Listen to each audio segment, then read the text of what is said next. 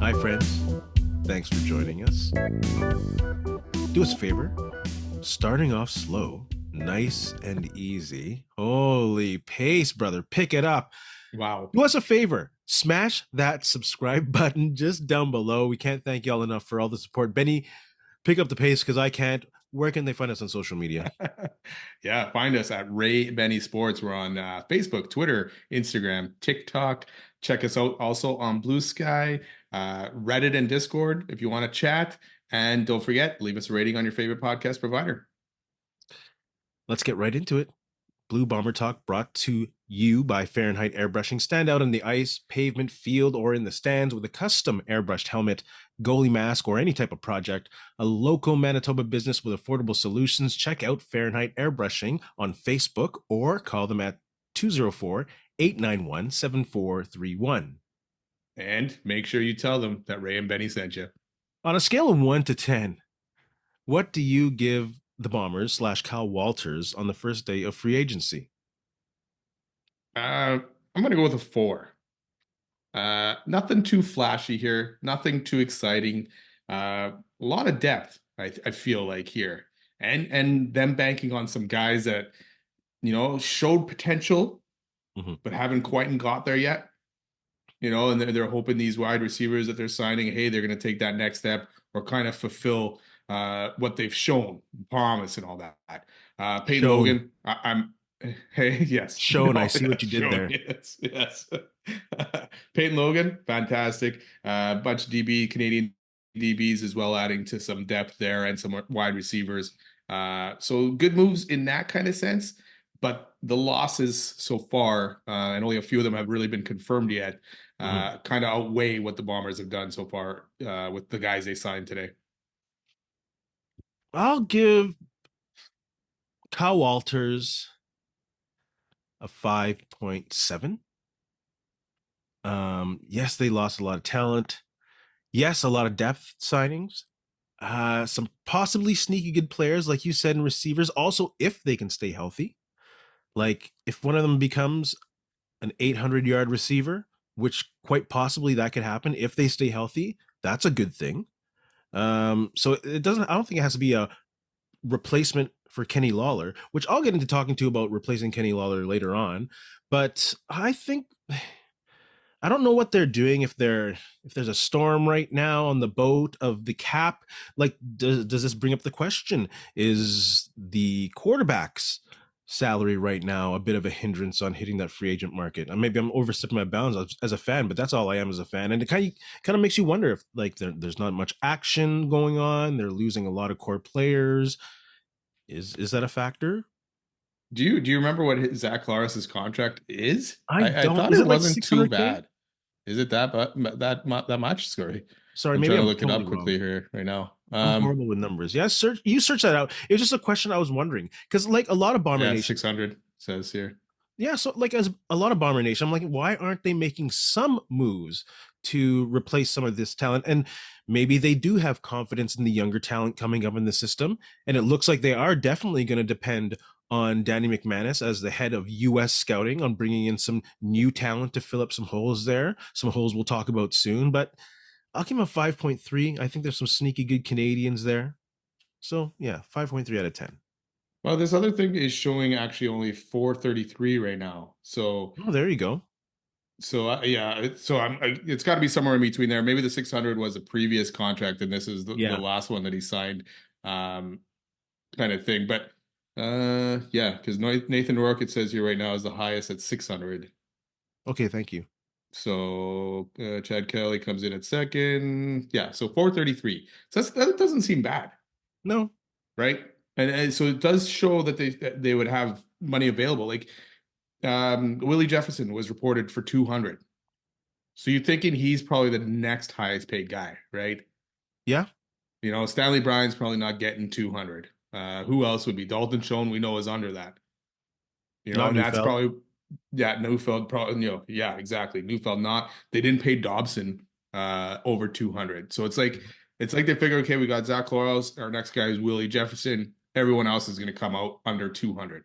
right? I can't think of another guy that would actually be making over 200 So on that then roster right now. you're making it sound like it's pretty rosy, that they should be in good salary cap space to make moves. So then again, why aren't they making any moves or Yeah, any significant moves? I shouldn't say any moves because I believe there are some sneaky good ones, like we mentioned, but I don't know. well, like okay, so Peyton Logan, right? They Yeah. signed him. I doubt they're paying him that much or too No. much. Great. I like that signing because we need a kick returner, and I like the fact that he can come in and play a different role on the offense as well. Not a different role, like a running back role, but different than Oliveira kind of thing, Yeah. right? Then Jareth Stern and Reggie White, two wide receivers who, like what we talked about, potential, but also injuries, right? The Mm-hmm. DBs they signed, where are they? Josh Haggerty, the guy from Montreal, Brock Guanlock. Okay, I butchered that one probably, right? I don't mind that dude. Good special Yeah, teamer. exactly. These guys could all be potential sneaky good players, but they're Yeah. probably not making that much. So yeah, where is the money going? And like you say, either Danny McManus has picked out a bunch of guys that he is like, hey Kyle, hey Mike, these guys are going to be great. We don't need to go out and sign this guy or that guy or this. We're good. Yeah. Like I don't know. It's interesting to see. I expected more out of them, and I know free agency is a crapshoot, right? You can go out, you can go Edmonton Elks crazy right now, right? Saskatchewan went kind of crazy. It helped a little bit last year, but it didn't work out altogether, right? Yeah. Elks this year is that team that went nuts. We'll see how that works for them, trying to get these guys to gel in one season. It doesn't necessarily work, but the CFL, you do need to use free agency a little bit to fill in those spots, to get those star players. We saw when the Bombers went and got Adam Bighill, Andrew Harris, Yeah. right? They brought these guys in and look what it did for them. So I'm looking for one of those guys to be brought in, to pair with Willie Jefferson on D, because right now I'm concerned about Kyrie Wilson. I'm concerned, Tony Jones, is he going to follow up that season last year and be just as good as he was? That linebacker crew it's big, right? You need to have a good front seven in the CFL or you're in trouble. So yeah, I don't know where the money is. I don't know where it's going unless there's contracts we don't know about, or pay structures. Even Chris Streveler coming back. How much are you paying him? You're not obviously probably paying him as much as you did last year, because if you did, that's a ridiculous signing. Yeah. Yeah. So So I think you just went through half of your agenda for the rest of the show. So I'll just go on right now. Which announced Bomber signing sorry. excites you most? I'm going to go with the mentioned Peyton Logan. He really brings some versatility to the backfield, and he's a great special teams threat, which the Bombers needed because it didn't quite work out with Lucky Whitehead, especially with the drops later on in the season, and the Grey Cup wasn't nice. And of course, Reggie White, if healthy, that could be a great signing for the Bombers. Again, he doesn't have to replace Kenny Lawler, but there's some Kenny Lawler elements to this guy's game. He's a target with length. He can stretch the field. He has a wide catch radius, and not known as the best route runner, but you already have that in Schoen. So you bring in a guy who can possibly open up underneath and open up some space for Dalton Schoen, which also Kenny Lawler did. So you'll have him at a assumed lower salary than that they'd have to pay Kenny Lawler. Yeah, I agree. Like I mentioned before already, with Peyton Logan being the guy that excites me the most here out of these guys that they've signed so far. Return, like when we had Janarian Grantman, it was exciting every time there was a punt or a kickoff, right? Because you knew this guy could take it back. You knew he could possibly fumble as well. Yes. Grant had a few of those, but the potential for him taking one back was outweighed the fumble, like the excitement of all that. And last year we didn't have that with, I can't even remember the guys we had before, Lucky Whitehead, that tried to do it. They did their best, all together. But yeah, hopefully this guy can get us some great field position on punts and kick returns. And like I said, add something to the offense. And yeah, I do agree with you on Reggie White. Like he had potential. He had a good year back in 2022. But then injuries, 2023 was a write-off. He came back last year, had a decent year. Maybe with a bigger role, he'll be able to build on those numbers. So we're gonna need it, right? We got Dembski, Schoen, and Weedfall Claircia is coming back. So now you added two more guys here. Plus they added that receiver Gavin Cobb, who is from the U of M as well. So they're getting a couple local guys in there as well. So it'll be exciting to see what these guys do. But yeah, Peyton Logan for me for sure. Is there a hole in the bottom roster that concerns you? position Yeah. one. Yeah, what are we doing at I mean, it's always D line for me too, but safety, what are we doing there? Like what's the answer there? We're going with one of the Hallett brothers back there. We lost your guy, Brian Cole. That's unbelievable. That's unbelievable. Like Ted Govea is going nuts right now. And that's one dude I really want. I thought he would be part of the future plans of the Bombers. I really thought he was a dynamic playmaker, and I thought they wouldn't have to overpay for him, but Ted Govea. Ted Govea. Well, yeah, he's taken Lawler, Garbett, Dobson, Brian Cole, Miles Fox, and all those guys that were all basically their starters. I mean, Cole started here and there, Fox a little bit, but Garbett by the end of it was the starter. Lawler, Garbett. Dobson, so Losing Garbett and Haba. Oh, yeah, and then you lose some depth there. Like there's three D line guys that are gone right there, right? yeah. So, and you need to fill their spots. I know they brought in, again, I'm not going to, Brock. I'll just leave it at Brock because I'll say You his went to last U of name M, wrong. yes? Yeah.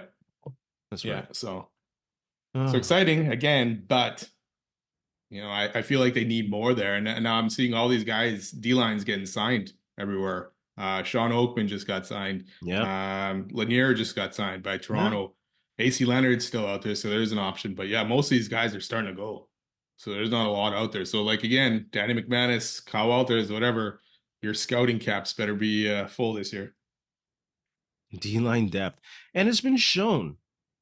We as Bomber fans have seen it in the past 3 Grey Cups, what a deep D-line can do to a very good O-line. The Bombers have been known for a very good O-line for a long time. And they were getting it together come the season's end. That's why they went on an 8-game winning streak. Not the only reason, but the O-line was just playing great ball.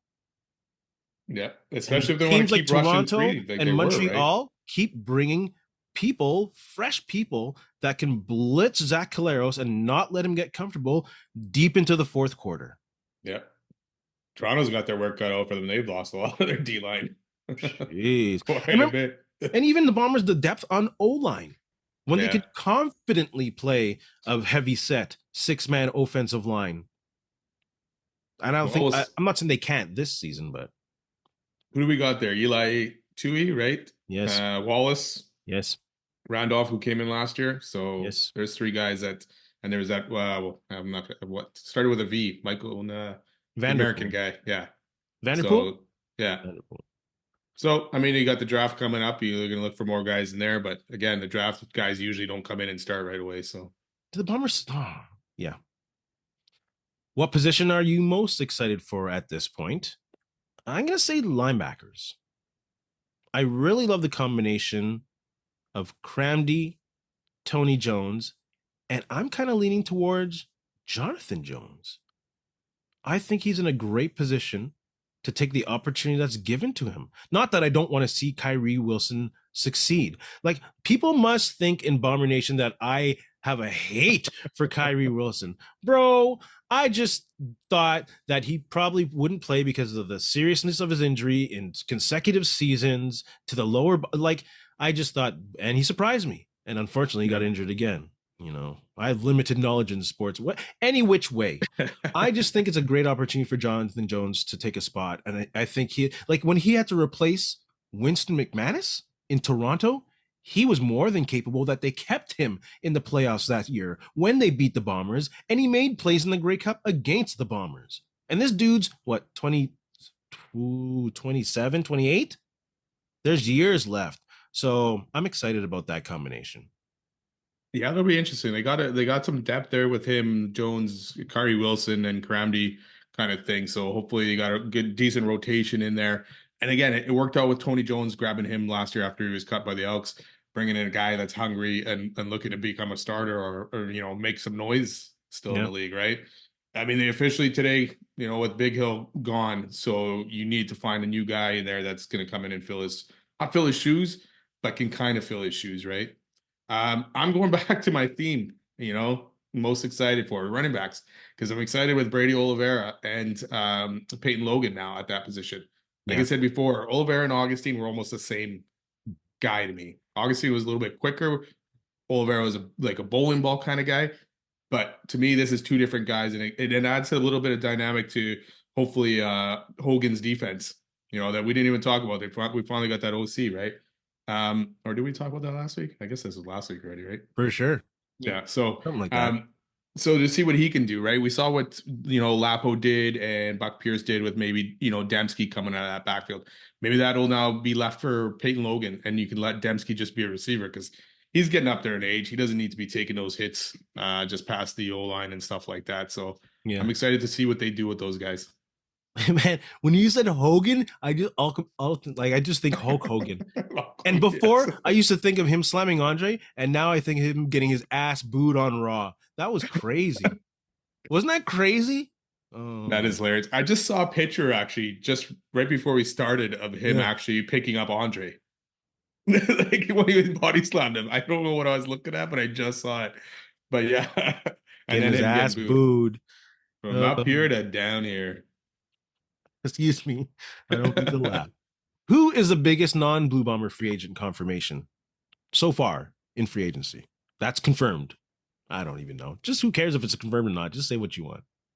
Yeah, I like Deshaun Amos to Hamilton. That's a big move for me because they have Bo Levi Mitchell, who in that offense played well last year. If he can continue on, again, that team's going to be based on that. We saw Bo Levi Mitchell suck for 2 years and then come in and throw up almost 6,000 yards last year. They didn't make the playoffs, but partly was that because their defense wasn't very good.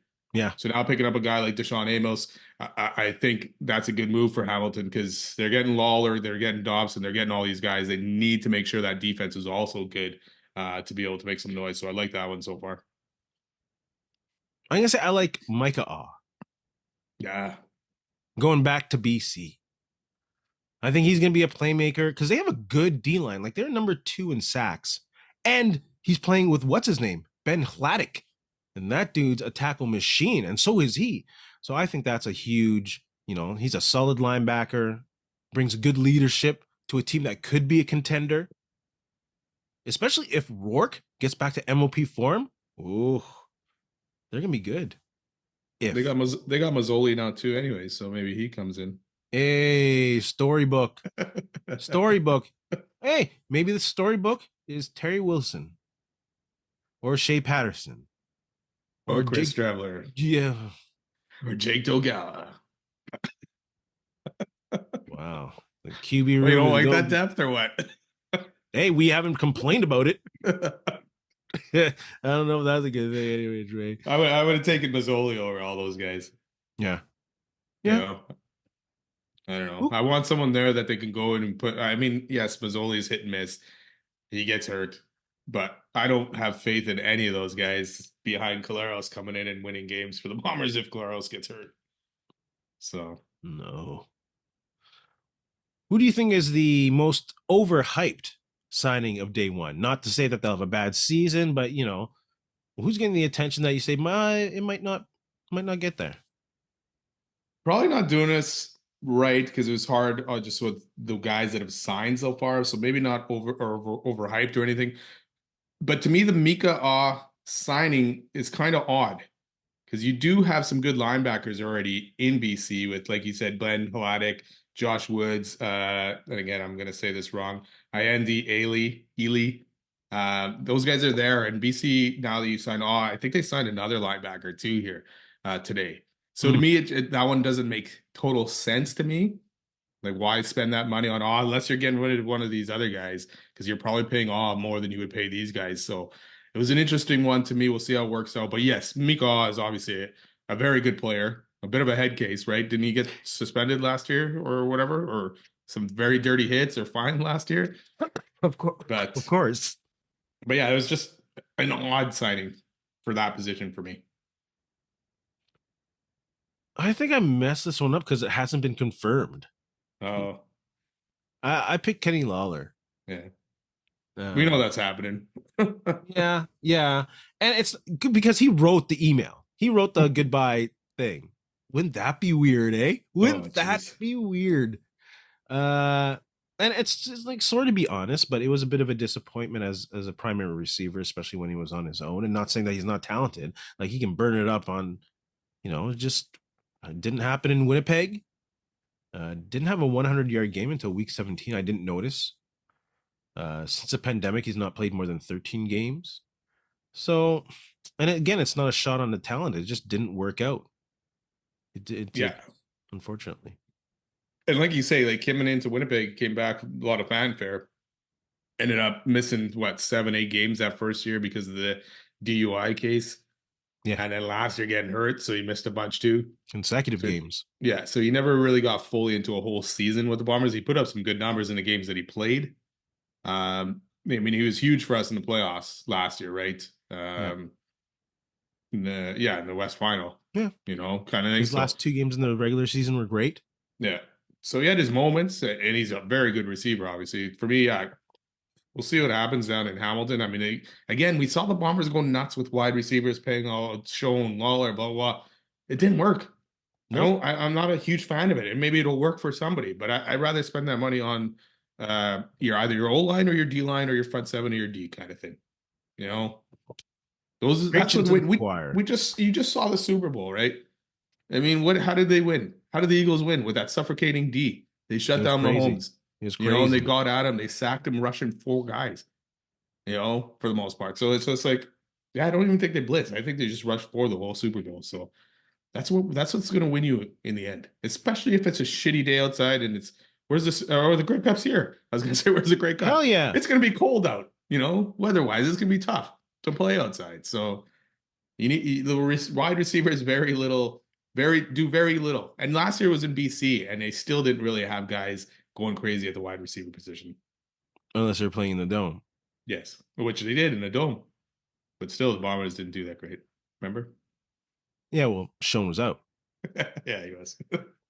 And who knows what the hell. Oh, don't even. What's the most underrated sneaky signing of day one or free agency so far?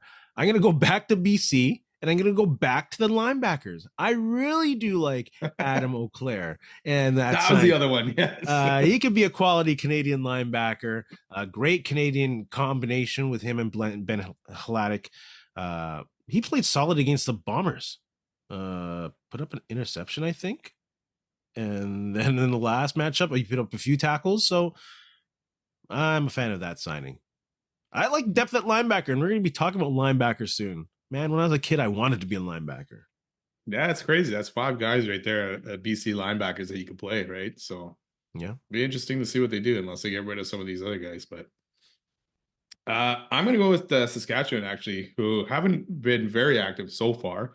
But they signed Philippe Gagnon from Montreal, grabbing another Canadian O lineman, which now Yeah. gives them the potential, if it all works out, that they can play only 2 Americans on that O line, which is huge. To have American players at different positions. I know for the most part, Americans on the O line are probably more seasoned, probably a little bit better. But if you get 3 solid Canadian players to be able to play on that O line, that definitely helps with playing nationals at different positions and stuff like that. So that's an interesting move for me for them. Yeah. And I think that's actually looking back at losing Liam Dobson. I think it is a risk to put a high value contract on a Canadian interior lineman when you could possibly get an American to play that position at a much lower. But the problem is you got to find a Canadian starter elsewhere. And I Yeah. think that's where the Bombers, I'm like, where's that Canadian starter? And yes, Cam Lawson is coming back. But when you lose a quality all-star Canadian starter like Dobson and like Tyrell Ford, that's hard to replace. Yeah. Oh, It's for easier sure. to replace an American receiver, but it's Yeah. hard to replace that starting quality all-star Canadian. Yeah. Exactly. That's the thing, the all-star part of it right there, right? Yeah. The It's racial easy to find breakers. it's easy to find that Canadian player to pop in there, but will he play at the same level as Dobson did or Tyrell Ford did, right? Yeah. But again, like we said, both those guys probably got over 200, right? They weren't probably paying anyone more than they paid Willie Jefferson, Yeah. which is unfortunate, but you know, again, we don't know the finances. We don't know where their other cap is at the moment, but they did get an extra 400, right? The CFL raised the salary cap. So Whew. Speaking of linebackers, well, we weren't speaking of linebackers, but we're kind of before. We got this goodbye tribute video online to Adam Bighill. Well deserved. Great Winnipeg linebacker. Where would you rank Adam Bighill on the all-time Blue Bomber linebacker list? Yeah, I mean, Tyrone Jones, I think is number one for me. No problem there. Greg Battle after that, I believe, would still come in at number two for me. James West, yeah, I'd still pick James West, I think, over, even though Adam Bighill came in and in his 6 years won 2 Defensive Player of the Year awards for the Bombers, helped the Bombers win 2 Grey Cups. Stats-wise, probably lean a little bit in favor of James West. I'd probably put Adam Bighill right there after that. Number 4, top 5 for sure. But yeah, probably number 4. Bombers have had some great linebackers. Holy cow. Yeah. And a lot before our time, really, right? So it's been crazy. Paul Randolph also was a solid Winnipeg linebacker. I'm gonna have to give Biggie flowers on this one. I definitely have Greg Battle as number 1, multiple time Defensive Player of the Year award. Tyrone, and that game that he had in the 1990 Grey Cup, crazy. Tyrone Jones number 2, just a sack master, and I put Bighill at number 3. He's number 2 all time in tackles with the Bombers. Defensive Player of the Year with the Bombers. And that's why I put him slightly ahead of James West. And that was a hard one for me to pick because y'all know I was a huge fan of Tyrone Jones and James West. Those are my childhood heroes. They were staples of the Bombers defense and made me want to play defense. But I do have to give my flowers to Biggie. Talk about, we talk about salaries earlier and the effect on the salary cap. Coming out of the pandemic, dude took over a 6-figure pay cut to stay with the Bombers, and that's the year he won a Defensive Player of the Year. Yeah, 2021. So, much love to James West. It was great that he was an interview. Check out our archives. That was a fun ass interview. But props to Biggie. I'm going to put him at number 3, and I think that's more than respectable in the company that he's in. Tyrone Jones and Greg Battle. Yeah, for sure. Can't go wrong there at all. And obviously there was a bunch of good linebackers, before we really started getting into the Bombers that we didn't get to see play, before the 80s and all that stuff. So yeah, you know what? Leave them in the comments below and stuff. Leave your linebacker rankings as well, because there's guys we didn't get to see, but they were great. So you can't go wrong with Adam Bighill, number 3 or anywhere there. He did a lot for the Bombers. He helped to turn this franchise around. He came in 2018. They won the Grey Cup in 2019. He was one of the leaders on that defense. And then he came back again and won it in 2021. Unfortunately, the last couple of years haven't gone his way due to injuries. He didn't want either of those seasons to end the way they did for him. But you got to give the guy props. And that's the thing. You talk about the pay cut and all that stuff and the way the Bombers kind of ended up, moving on from him. Still, he leaves a sour taste in my mouth. Absolutely. For a guy that did so much that he did for this franchise in this city, so I wish they would have handled that better again. But again, thanks to Bighill for everything that he did for this franchise and helped him turn around. Wow. CFL great, Hall of Famer guaranteed. Guaranteed. He's going to be in that Ring of Honor as well. Yeah, we're just talking about stats that he did with the Bombers, like his career in BC on top of that. But yeah, he should definitely be in that Ring of Honor at some point for the Bombers. In due time. Yep. Benny, you have anything to say to our friends? You know what? Just thanks a lot for listening. Don't forget, subscribe and follow, and have a good week. I've noticed a lot of the show I've been doing this. Like I've been thinking about shit. Like it's important. Any which way. Deep thinker, eh? Yeah. And in the famous words of Laird Hamilton, make sure your worst enemy doesn't live between your own 2 ears. Have I used that quote before? No, I don't think I've heard that one. Oh, okay. Yeah, back in the day, I was like, I used to switch them up. Yeah, it's not bad, eh? I used to switch them up. I was like, did I use this one? And I was like, I don't got time to look back in the episodes. No. Yeah, I mean, if you used it a long time ago, maybe. But How many episodes I are haven't we heard that at one now? recently. 160, 70, maybe more. With the interviews, everything, yeah, it's quite a bit. Good. Getting close to 200. That's a lot of beer. That's a lot of Yeah. beer. Yeah, let's go. Let's get those subscribers up. Let's keep it going. That's more than 200 beers. Because for sure, I've had nights where I've had more than 2 beers. Y'all can't see me pouring like this, but for sure, there have been nights where I've like, oh, this is a 3 beer night. We're getting into it. Oh yeah, for sure. Yeah, it's probably like after Keep the it- Grey Cups. keep it the last rolling. 3 Grey Cups.